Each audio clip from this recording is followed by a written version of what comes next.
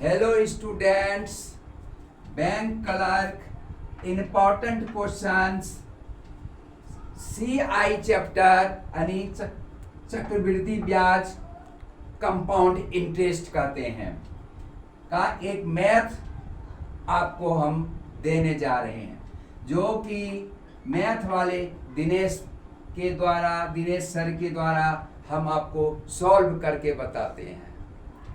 अब हमें 1600 रुपया की राशि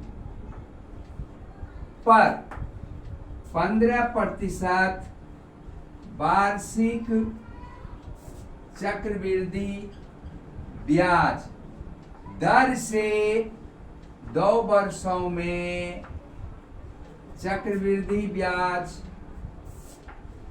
की राशि क्या होगा, क्या राशि होगी। अब ये प्रश्न है, कहने का मतलब कि 1600 रुपया है आपके पास और इसकी जो है 15% के ब्याज वार्षिक ब्याज चक्रवृद्धि ब्याज के द्वारा 2 वर्षों में कितना रुपया हो जाएगा चक्रवृद्धि ब्याज के द्वारा चक्रवृद्धि ब्याज की राशि। अब रही 1600 रुपया है क्या, तो 1600 रुपया मूलधन जिसको हम कहते हैं प्रिंसिपल, यह होता है मेरा 1600 रुपया। अब रही 15% वार्षिक, 15% क्या है, तो दर, इसको हम कहते हैं दर यानी R रेट कहते हैं, यह है हमारा 15%। अब रही 2 वर्ष, ये क्या है, यह है हमारा समय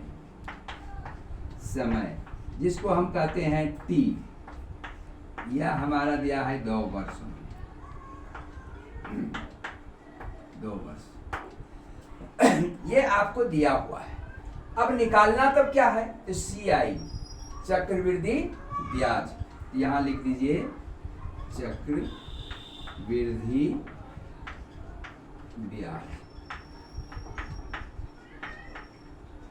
यानी CI कंपाउंड इंटरेस्ट, यह आपको निकालना है।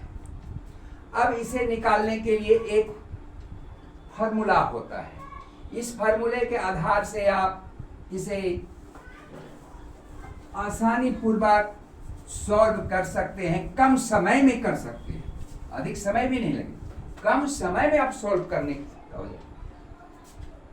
फॉर्मूला है चक्रवृद्धि ब्याज यानी CI कंपाउंड इंटरेस्ट, ये है P1 + R/100 power T - 1 medium cost से बन, यह फॉर्मूला है। P क्या है, मूलधन है जिसको हम कहते हैं प्रिंसिपल, R क्या है, दर जिसको कहते हैं रेट, और T क्या है, समय जिसको हम कहते हैं T। चक्रवृद्धि ब्याज का यह फॉर्मूला होता है, यह फॉर्मूले के द्वारा जो प्राप्त होते हैं उसमें -1 को कर देने से हमें चक्रवृद्धि ब्याज प्राप्त हो जाता है, यह फॉर्मूला है।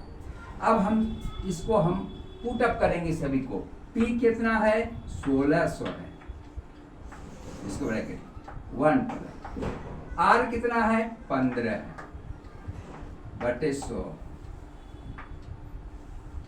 इसको कॉस्ट से बंद कीजिए, और समय कितना है 2, यहां मैंने 2 लिख दिया -1। अब इसे हमें सॉल्व कर करके आपको हम बताते हैं। 1600 यह तो हम लिखेंगे ही। अब इसका नीचे 1 रहता है, 100 और 1 का जब LCM लेंगे तो 100 ही होगा, जब 1 से डिवाइड करेंगे 100 में तो 100 ही होगा, और 100 होगा तो इसमें इसको मल्टीप्लाई कर देंगे 100 से, तो कितना हो जाएंगे 100 प्लस ये 15 है 100 जो है 100 से डिवाइड करेंगे तो 1 होगा, तो 1 को इसमें मल्टीप्लाई कर देंगे तो 15 ही होगा, और ये पावर 2 माइनस 1 ये हुआ आपका। अब इसे हम प्लस कर देंगे 1600, अब इसे प्लस करेंगे 100 और 15 को प्लस करेंगे 115 हो जाएगा बटे 100 पावर 2 माइनस 1 ये हुआ।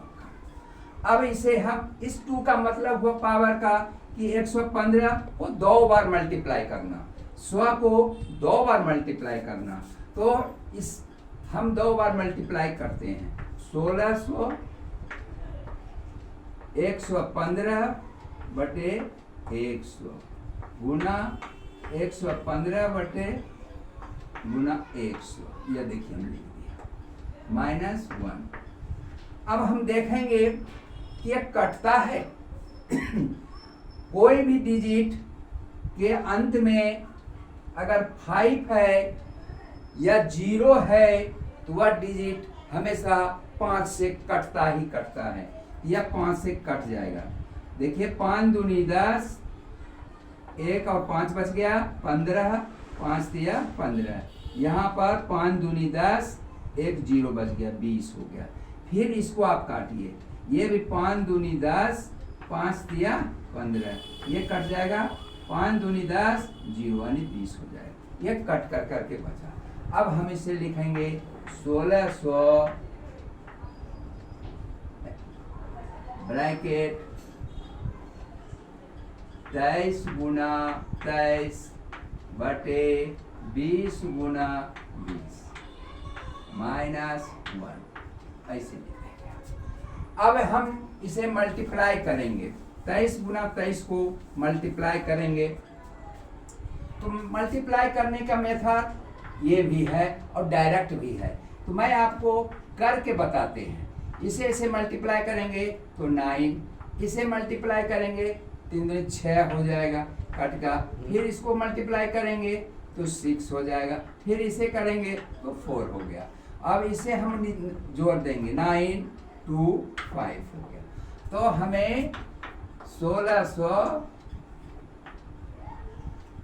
और 5 2 9 हो गया बटे, अब नीचे हमारा 20 गुना 20 है, 20 को 2 बार, 20 में कोई भी डिजिट रहता है 0 तो वह 0 ही होते हैं, तो सिर्फ हम 2 और 2 को पढ़ा पाएंगे तो 4 हो जाएगा, यानी 400 ही हो जाएगा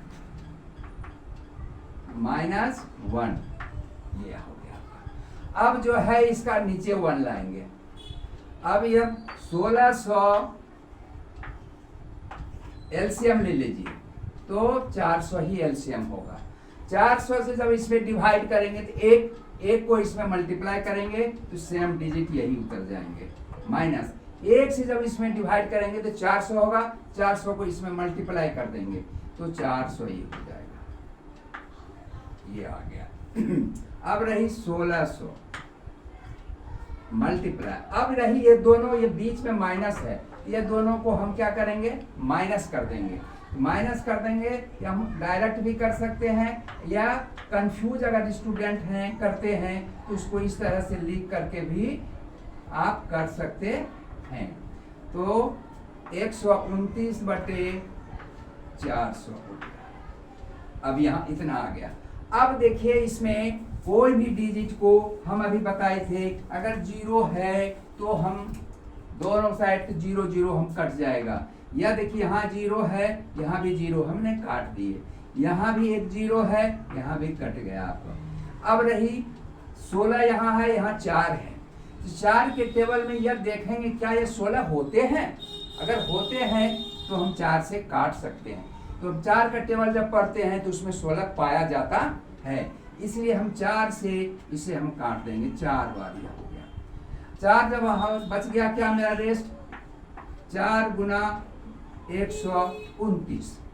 अब इस दोनों को मल्टीप्लाई करेंगे, तो मल्टीप्लाई करेंगे तो हम डायरेक्ट में करेंगे तो पहले 4 और 9 को मल्टीप्लाई करेंगे, 9 को तो 36 होगा, 36 के 6 बच गया, बचा कितना 3, तो हम 3 यहाँ पर लिख सकते हैं। अब इसे दोनों को मल्टीप्लाई कर देंगे, तो 4 को 2 बार तो 8 होगा, 8 3 11 हुआ, 1 हो गया, बचा कितना 1 को हमको इस पर रख देंगे। अब हम इस डिजिट को मल्टीप्लाई कर देंगे, तो 4 1 का 4 होगा, 1 बाकी रखे हुए हैं तो 5 हो गए, यह 5 मेरा हो गया, इतना रुपया निकला। ये क्या निकला? चक्रवृद्धि ब्याज निकला। कब का निकला? तो 1600 रुपया जो था 15% के चक्रवृद्धि ब्याज के द्वारा जो 2 वर्षों में इसे देना है, उसे हमें 516 रुपया उन्हें देना है। यह चक्रवृद्धि ब्याज हुआ। इस तरह से क्वेश्चन आप सॉल्व कर सकते हैं इस फॉर्मूले के आधार से।